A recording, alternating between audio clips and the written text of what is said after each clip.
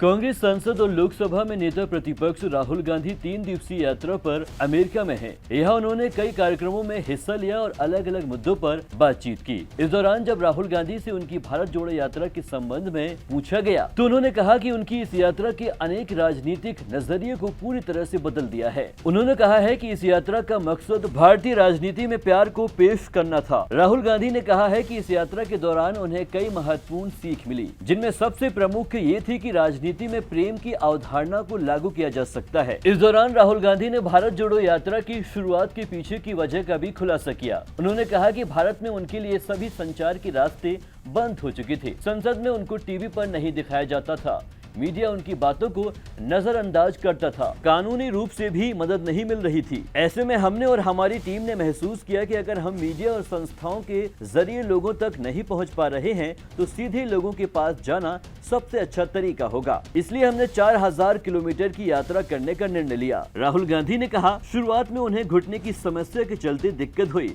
उन्होंने स्वीकार किया कि पहले 3-4 दिनों तक उन्हें लगा कि ये क्या कर दिया, क्योंकि हर दिन सुबह उठकर 10 किलोमीटर चलना था। लेकिन समय के साथ यात्रा ने उनके काम करने के तरीके को पूरी तरह से बदल दिया। उन्होंने कहा कि यात्रा ने उनकी राजनीति, लोगों के प्रति नजरिए और संचार के तरीके को पूरी तरह से बदल दिया। Subscribe now and press the bell icon. Never miss an update.